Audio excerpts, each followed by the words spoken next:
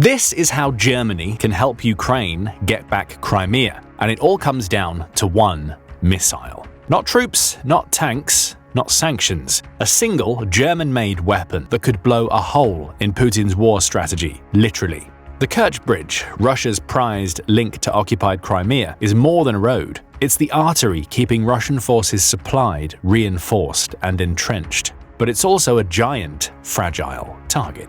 And Ukraine has the perfect weapon to strike it, the Taurus missile. Deadly accurate, deeply penetrating, capable of crippling Russian logistics with one hit. There's just one problem: Germany won't send it. So why is Berlin stalling? And could this missile really change the war? Let's break it all down, starting with why the Kerch Bridge is so vital to Russia and how destroying it could help Ukraine finally take back Crimea. The Kerch Bridge is far more than just infrastructure connecting Crimea to the rest of Russia. It's Russian President Vladimir Putin's crown jewel, built at a cost of $3.7 billion and personally inaugurated by Putin in 2018. However, beyond just civilian movement and connections, it serves as the primary logistics route supporting Russia's southern military operations. According to Ukrainian military intelligence, approximately 75% of military supplies to Russian forces in Crimea and southern Ukraine transit this single corridor. Russian forces in Crimea maintain an estimated 31,000 to 32,000 troops, supported by tanks and artillery systems that are heavily dependent on steady resupply. Alternative maritime routes through the Black Sea have become increasingly vulnerable to Ukrainian naval drones, with at least 24 confirmed attacks on Russian naval assets since 2022, including the high-profile sinking of the Black Sea Fleet flagship Moskva. Mind you, the actual troop counts are difficult to verify, as Russia keeps sending more soldiers to the area and Ukraine doesn't have the best intelligence presence. However, Crimea is likely one of Russia's vital staging grounds for furthering the invasion in the Donbass. From the region, Russian forces only had to go north to get to the front, with relatively favorable terrain and existing infrastructure that connected the previously Ukrainian region to the rest of the country. But the bridge that connects Crimea to the mainland is one of the only ways to get in or out of the peninsula if Russian troops want to bypass the front line in occupied Ukrainian territory. Since Ukraine has rapidly developed long-range strike capabilities, it can pressure Russian forces inside its territory but has a more difficult time acquiring targets outside of it. For the most part, Ukraine's long-range strikes have been low-yield ordnance designed to destroy smaller buildings or damage command and control centers. While the military has had reasonable success in destroying Russian munitions depots, which we'll dive into a bit later, these take advantage of the vast storages of explosive ordnance at the destination to drastically increase the damage.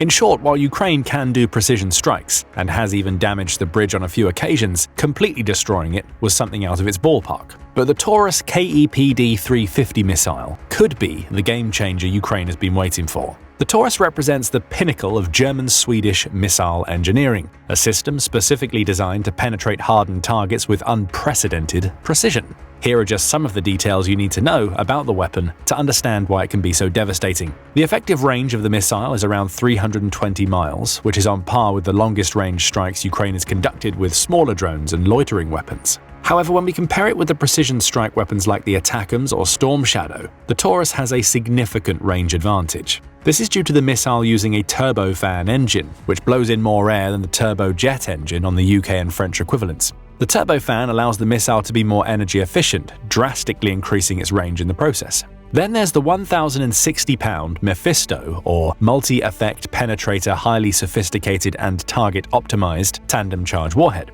The warhead's fuse essentially comes in three distinct parts. The precursor charge penetrates reinforced concrete, steel, or other defenses on the target to clear a path for the rest of the missile. Then the penetrator charge uses its own kinetic energy to potentially blast through multiple sub-levels of buildings or go deeper into concrete. Finally, the ordnance's smart fuse detects that the core of the missile has struck and detonates the explosive charge inside. This deadly combination allows the Taurus to penetrate and destroy some of the most hardened and deeply buried targets. In the case of the Crimean Bridge, this capability would be used to destroy the road on top of the bridge and its pillars. While the general structure might remain standing, the actual road connecting Crimea to Russia would likely be unusable. To facilitate a successful hit, the missile has two tricks up its sleeve. First, it's relatively slow for a long-range weapon, cruising at slightly less than Mach 1. However, it makes up for that with an array of guidance systems including GPS, inertial navigation, image-based navigation, and terrain-referenced navigation modules. The combination allows the missile to maintain a stealthy approach, flying as low as 30 meters above the ground while en route to the target. Secondly, the turbofan engine is also quieter than turbojet designs, aiding the missile's stealth-based design. All of these make the missile essentially fire and forget, minimizing the potential danger and risk to the aircraft that launches it. Then, when the missile reaches the final stretch of its trajectory, just a few miles out, it climbs before diving toward the target. This maneuver isn't for building speed, but to optimize the impact angle and maximize the effectiveness of its penetrator warhead. The overall accuracy of the weapon doesn't leave much room for error, as testing has showcased a circular error probability, or CEP, of only 3 meters. This means half the missiles will land within only 3 meters of the intended target. Given the bridge's vast dimensions, this makes a hit a practical guarantee under normal circumstances. As for how many of these missiles exist, estimates suggest a total production run of around 900 units, including orders from Germany, Spain, and South Korea. Germany itself is believed to hold approximately 600 Taurus missiles in stock, though only about half are currently operational. Some of these could potentially be donated to Ukraine. However, there are several issues that the Ukrainian military will need to overcome if it wants to use the weapon, if it even receives it.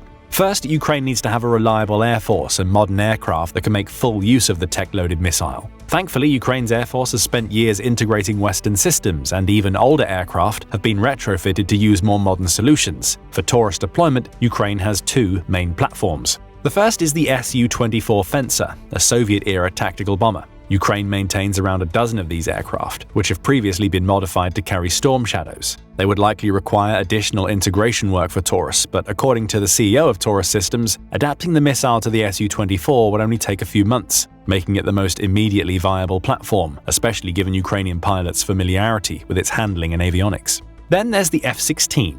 Around 85 to 91 F-16s have been pledged to Ukraine by Western allies, including jets from the Netherlands, Denmark, Norway, and Belgium. While these NATO standard aircraft are technically compatible with the Taurus missile, full integration is expected to take considerably longer. Taurus Systems estimates it could require 12 to 18 months due to necessary software and hardware upgrades. As of now, it's unclear how many of these jets have actually arrived in Ukraine. Alternatively, there's an option that Ukraine could develop or receive a ground launcher for the missile. This wouldn't be the first time an aerial deployment missile was repurposed to work with a ground-based launcher, as the UK had previously sent a makeshift truck-mounted launcher that uses an airplane's hardpoint as the base. However, these adaptations take time and must be customized for the missile, and it's possible that the designs won't coalesce within 2025, even if Ukraine receives the missiles as soon as possible. But even if Ukraine does manage to get the missiles and a suitable deployment platform, Russia won't just sit idle and watch one of its most important pieces of infrastructure get destroyed. The country's integrated air defense system represents one of the most sophisticated networks in the world. Russia's military doctrine is all about defending itself from attacks, with the post-Soviet era changing surprisingly little in how Russia oriented itself toward NATO. Most of the country's development and production were not focused on sustaining an offensive like the one in Ukraine, but on defending the country against the purportedly imminent invasion by NATO. Of course, that never ended up happening, so Russia ended up somewhat poorly positioned to fight an offensive war in Ukraine. However, that still left the country with plenty of anti-air systems to use. The main type of anti-air defense is the S-300 and its upgraded variant, the S-400. The former was considered one of the most potent defensive systems of its time. However, that time is going away rapidly, with long-range systems being more effective than ever and electronic warfare being increasingly prevalent.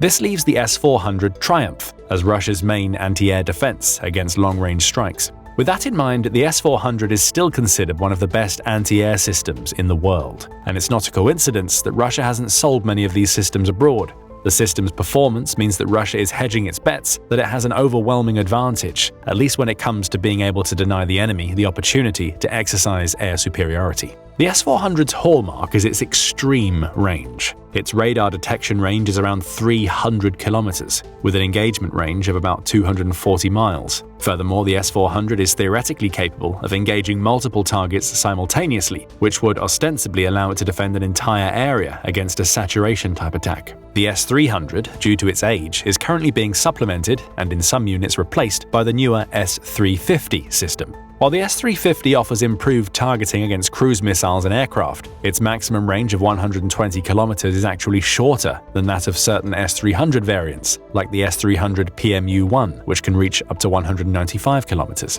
And because the S-350 has only recently entered service, it's unlikely that Russia has built extensive support infrastructure for it or widely deployed it along the front. Then there's the Pantsir S-1. Unlike the S-400, the Pantsir is a short-range point defense system. It uses two twin-barrel 2A38M automatic anti-aircraft guns and can be equipped with a dozen missile containers, each containing one 57E6E command-guided surface-to-air missiles. The Pantsir S-2 is an improved version with two face-tracking radars to improve the system's overall range and precision. This results in the Pantsir S-1 having an effective missile engagement range of around 20 kilometers, while upgraded versions like the S-1M and S-2 can reach up to 30 kilometers. The Pantsir SM variant, the most advanced to date, pushes that envelope to approximately 40 kilometers, though it's not yet widely fielded. Furthermore, Russia likely has sophisticated jamming capabilities that target GPS and traditional communications. This comes from Ukraine being unable to leverage its drones at peak capacity, which use GPS and radio signals for navigation and maneuvering. It's posited that Russia is using China's jamming technology, as the latter is the world's largest producer of drones and has likely developed countermeasures for them as well. But all of these defenses have a few weaknesses. First, remember that the Taurus glides at incredibly low altitudes, which is usually below traditional radar detection.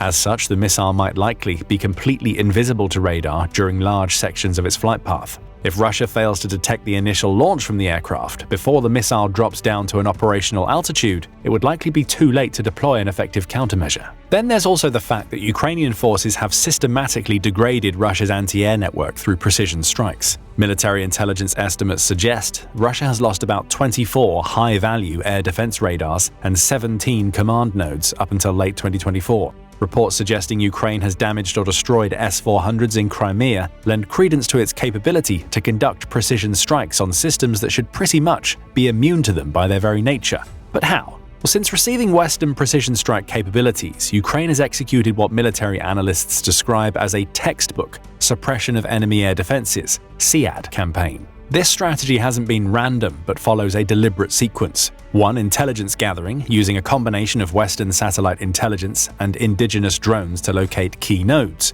2. Electronic warfare, deploying jamming to blind radar systems temporarily. 3. Decoy operations, employing drone swarms to trigger radar activations revealing positions. And 4. Precision strikes, targeting identified systems with HIMARS, Storm Shadow, or drone attacks. Particularly notable has been Ukraine's success in targeting ammunition depots. Russian air defense systems require specialized missiles, the 40N6E for S-400 and the 9M96E for the S-350 or S-400, that cannot be rapidly manufactured due to sanctions limiting component availability. So Ukraine's successes at performing long-range strikes on key munitions depots throughout 2024 and 25 showcase their attempts at denying Russia the opportunity to mount enough of a defense. Overall, Ukraine hit at least 11 depots, with the most recent one containing roughly 100,000 tons of munitions, anti-air missiles among them. So with Russian defenses weakening, why hasn't Germany already provided Ukraine with the crucial capability to use the Taurus KEPD-350 missile? Well, Germany's approach to military support for Ukraine involves some reluctance. After it was demonstrated that Ukraine could actually meaningfully defend itself and that Russia failed in its initial strikes, NATO realized that funding Ukraine would be a worthwhile investment to curb Russia's aggression. Thus, NATO's donations kept increasing, especially at the end of 2022. Germany's support for Ukraine was essentially doubled when the country divested from using Russia as a primary gas and oil importer and found other partners instead. This forced Russia to seek funding elsewhere, which put it at China's mercy and may result in devastating long-term consequences. However, outgoing Chancellor Olaf Scholz has consistently rejected Taurus transfers to Ukraine, citing 3 primary concerns. 1. There was a risk that enabling strikes deep into Russian territory could trigger broader conflict, especially given how vocal Putin was about NATO and Ukraine repeatedly crossing imagined red lines throughout the war. However, this didn't amount to much, as most of the threats turned out to be empty. Russia hasn't escalated its efforts to capture Ukraine beyond testing a ballistic missile and deploying weapons that it already had at its disposal. Given the nature and the stakes of the war, it's actually somewhat surprising that Russia had held back on some of its most potent weapons and had failed to properly prepare for the initial invasion in February. Secondly, Germany was concerned that the missiles wouldn't be effective given Ukraine's limited air force, especially at the start of the war when the country only had Soviet-era jets. There were worries that giving Ukraine potent missiles would irk Russia, even if Ukraine wouldn't be able to do much with them. Additionally, up until late 2024, Ukraine hadn't actually received permission to use donated weaponry outside of its borders.